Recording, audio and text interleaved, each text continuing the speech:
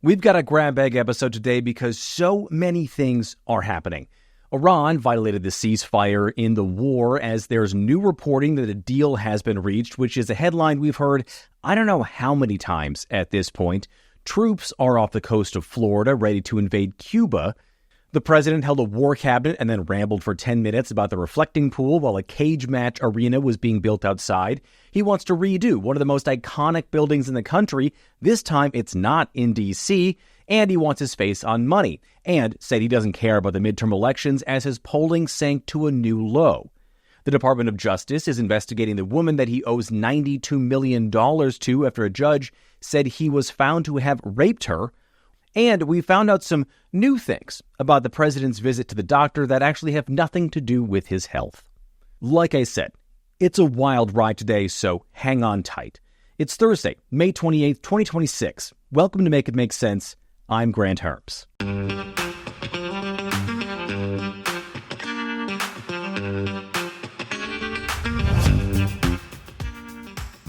So let's start with the war in Iran.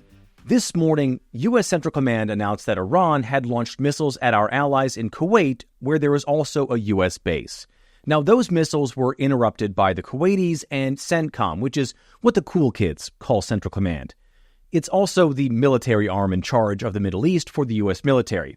And what they said was this egregious ceasefire violation by the Iranian regime occurred hours after Iranian forces launched 5 one-way attack drones that posed a clear threat in and near the Strait of Hormuz. Those drones were also intercepted, but that time by U.S. forces. So the U.S. and Iran have effectively been exchanging fire. But I guess that doesn't mean that the ceasefire is over, because ceasefire is just a thing that we say now that doesn't have a real meaning, like the word literally or inflammable.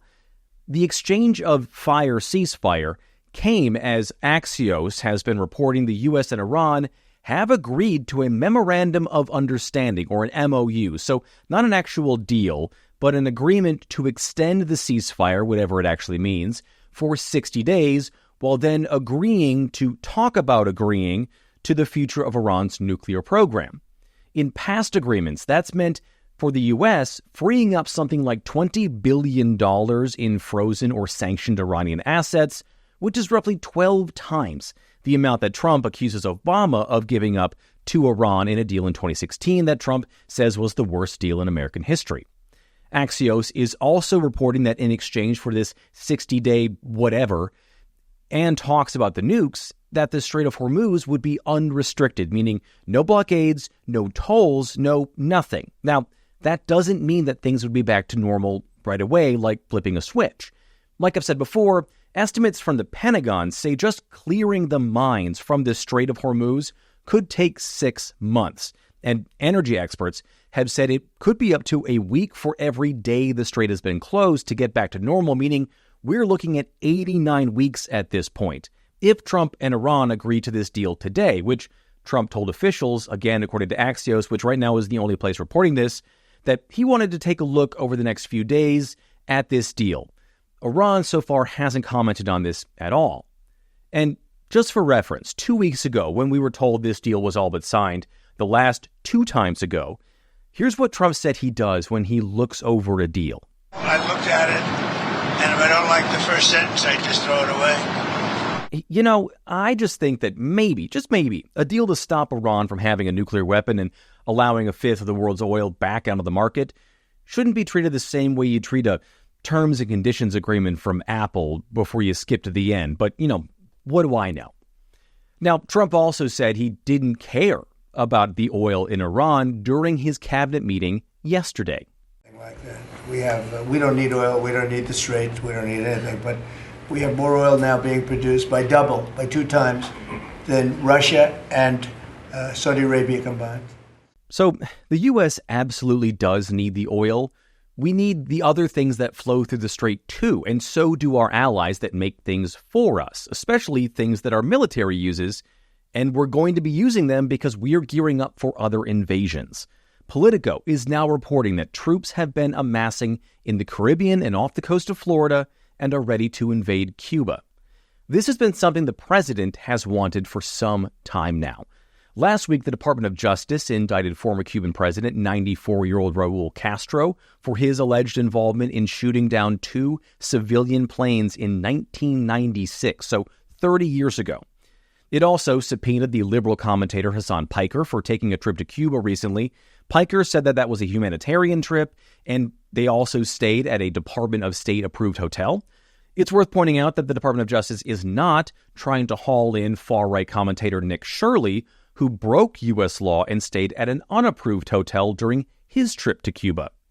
The CIA director also took another trip to Cuba recently after the island ran out of oil, and Trump and his allies have been warning that Cuba is next since we deposed Venezuela's President Nicolas Maduro back in January. Now, when it comes to Cuba, this will be a much easier lift for the military than something like Iran. But it will be another operation the military will be involved in some way, shape, or form, even if we don't call it that, like we didn't call Venezuela a military operation. The president could give his go-ahead at any time, and that would be with or without Congress at this point, because the House, which was supposed to be voting on a War Powers Act resolution which would rein in the president on Iran and likely anything else in the future, that passed last week in the Senate. Well, the House just extended their recess until June 3rd to avoid voting for just a little bit longer. So if the president does this, he's going to just do it. And the prospect of entering into another war in another foreign country, that has not done wonders for the president's poll numbers. He hit another low this week. An Emerson College poll, which is a very good polling place, found his approval rating is at 39%, a record low for that poll, and 57% of Americans say they don't want the U.S. to invade Cuba. But when Trump was asked about what this could mean for the midterms and the war in Iran, this is what he said. Economic system is broken down. They thought they were going to outweight me. We'll outweight him. He's got the midterms. I don't care about the midterms. Look what happened last night. That was the prelude to the midterms. Trump not caring about the midterms is having an effect on his own party, which is now behind 9 points, 41 to 50, when people are asked which candidate they'd vote for if the election were held today. But none of that was really what the president wanted to talk about during his cabinet meeting yesterday. Because while secretaries were talking about the state of the economy and the war and immigration, Trump really just wanted to talk about the ballroom, some fountains around D.C., and the reflecting pool project. He went on like a 10-minute-long diversion, we'll call it, about the reflecting pool, which was supposed to be repainted and finished 2 weeks ago. Here's just a bit of that. D.C. is looking beautiful. The fountains are almost all open. We had 28 of them. And we have one in particular, a very long lake, we call it, the reflecting lake, between the Lincoln Monument. Nobody's ever seen anything like it. You take a look at between Lincoln and Washington, you have the longest, like 2,400 feet long. That's longer than the tallest building in the world if you set it on its side. And it's almost 200 feet wide. And actually it was built in 1922, and from 1922 on, it really never worked. It always leaked, and it was a problem, and a lot of things. First of all, no one calls it a lake. It's not a lake. It's not a lake. It is also objectively not longer than the tallest building in the world, not by a long shot.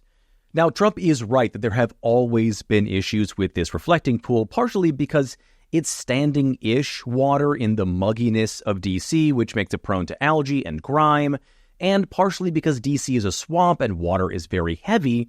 The pool is sinking into the ground and losing upwards of 16 million gallons of water a year, which is a lot.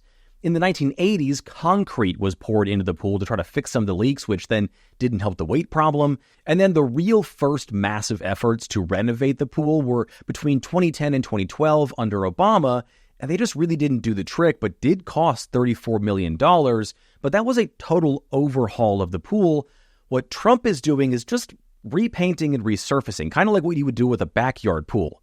And a new analysis from the National Park Service found that we are paying the company that Trump gave a potentially illegal no-bid contract to do this an inflated profit rate to the tune of $13.4 million just so far, which is about 7 times what Trump promised this thing would cost, and they're 14 days behind schedule. So That little detour in this meeting came as the news broke that last week, Amtrak quietly approved a plan for Trump to replace Penn Station in New York City and redo its Madison Square Garden terminal. All of it to include Trump's personal presidential seal, which has a similar version of the presidential seal on it with the numbers 45 and 47 for, the number of president he is on either side.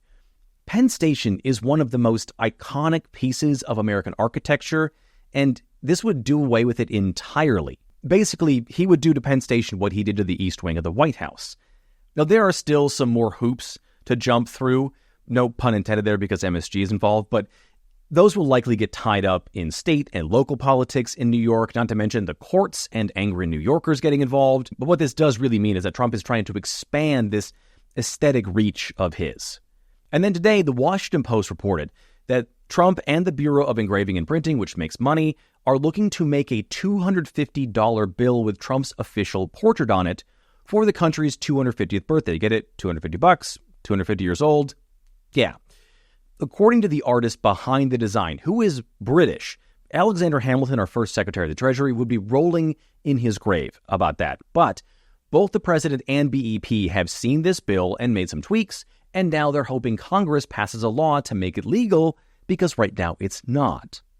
You see, in 1866, the U.S. passed the Thayer Amendment. It's a law that banned living people, not just presidents, from being on the U.S. currency, and then you had to wait 2 years after somebody died before they could be eligible to be on money. It has some convoluted things to do with the then Secretary of State and Lewis and Clark. It's complicated. But it also goes back to the founders of the country who just didn't like the idea of living people on money, specifically leaders, and specifically George Washington, who actually was asked at first if he wanted his face to be on the silver dollar, but he said no, because putting your face on money while you're alive and the leader is what kings do. And everyone went, oh yeah, good point, we hate those guys. And that means we didn't get George Washington on the $1 bill until 1869, a full 70 years after his death. And he's on the one because he's the first, obviously. I wrote a whole Things You Forgot from Civics class about this back in March, about how the government actually makes money. And honestly, it turned out to be super interesting. The link to it is in the description. Now, before we take a short break, we have to talk about the UFC arena going up on the White House grounds. The outdoor cage match arena that will hold 5,000 people, according to the UFC, started going up this week, and the images are, frankly, arresting. It dwarfs the White House. It's got a very gladiator feel to it, and there's this juxtaposition of it going up as the ballroom is being built next to it.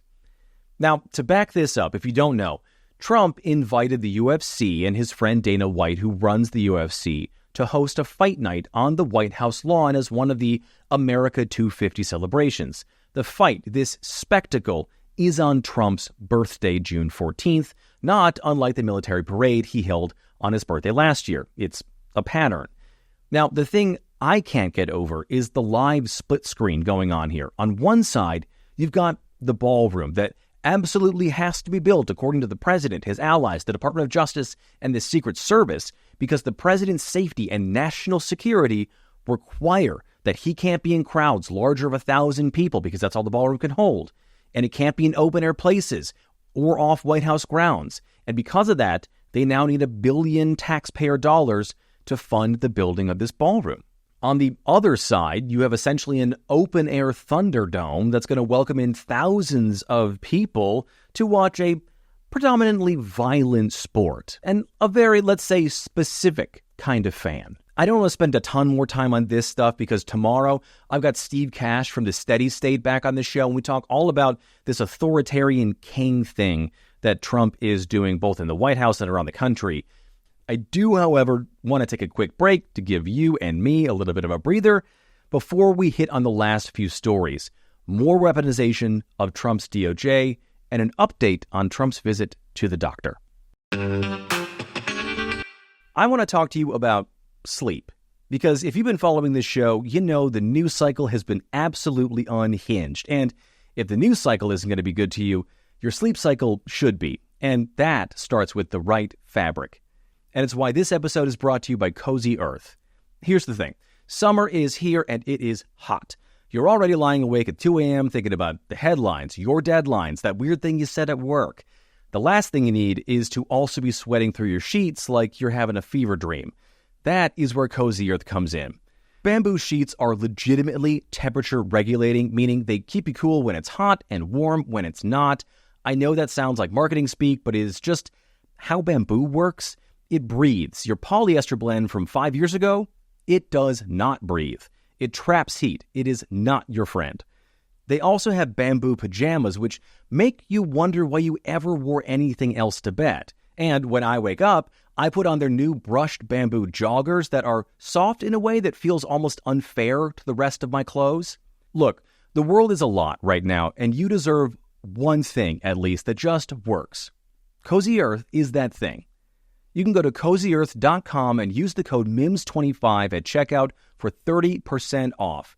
And just a heads up, when you use the code, Make It Make Sense gets a cut of that sale, which helps this show keep going. So you're sleeping better and you're supporting independent journalism, which is, what I call a win-win. Again, the code is MIMS25 at CozyEarth.com. All right, let's get back to the show. Late yesterday, the Department of Justice announced it was launching an investigation into E. Jean Carroll. Carroll is the woman that Trump was found to have sexually assaulted in the 1990s in not one but two civil court cases where the judge in one of those cases said, yes, Trump was found to have raped her. In that case, which was decided a few years ago, Trump was ordered to pay Carroll $91.6 million, including interest. He has not yet paid her. Well, now the U.S. Attorney in Chicago is investigating whether Carroll committed perjury during a deposition in one of those civil cases in 2022. It's a little complicated because the assault in the 90s took place in New York, but the law firm that Carroll hired got some money to help pay for that case from a Chicago-based nonprofit. Carroll was asked in that deposition if anyone else was paying her legal fees, and she said no. The DOJ is now investigating whether she lied when answering that question, given that nonprofit from Chicago's involvement. Her lawyers were clear, even at the time of the deposition, that Carroll was never told about that nonprofit, so she couldn't have known about it, which means that she wasn't committing perjury, but still, this case is another one in which an enemy of the president, in this case, a sexual assault victim, one of his sexual assault victims, is being targeted by the Department of Justice. In any other world, this would be wildly impossible to accept for every decent person in the country. Now, the last thing here is about the president's trip to see the doctor this week. We don't yet have the readout from his physical. If it doesn't get released by the time this episode is out this afternoon or this evening, it'll get released probably tomorrow, in the end of the day, at the end of the week, as a part of this news dump that happens on Fridays so the White House can avoid answering questions about it. What we did learn was that while at Walter Reed Military Medical Center, the president was supposed to meet with some service members receiving care there. He did not, however, meet with any of the 14 who have been wounded in action during the war in Iran who are currently at Walter Reed. He was in the same building as the men and women who have been hurt in a war he started after promising them during his campaign he wouldn't start a war. And as commander-in-chief, he refused to go look them in the eyes when he was just probably several floors away, during the same week as Memorial Day, no less. Make of that, I guess, what you will. But that is it for today's very rapid-fire show. Please rate or review wherever you get your podcasts. Sign up for the Make It Make Sense Substack, where this week's article is all about the wall that Trump finally built. It's just not one that you can see. There's a big news story I didn't talk about in this episode, and it's that Department of Homeland Security Secretary Markwayne Mullin said this week that they're making a plan to halt international flights to sanctuary cities around the country, which would make up about 70% of all international flights coming in and out of the country. And it's not just this, but it's plans for asylum and refugees and visas and green card holders that have basically made this invisible wall to keep foreigners of all kinds out of the country, and it's working. I've got all of that on the Substack right now, but it is just for paid subscribers who get access to that for just $5 a month. And as always, you can share the show on social media. You can tag me at Grant Hermes on Twitter and Blue Sky, and at Grant_Hermes on everything else. Thank you so much for listening today. I'm Grant Hermes, and I'll talk to you next time.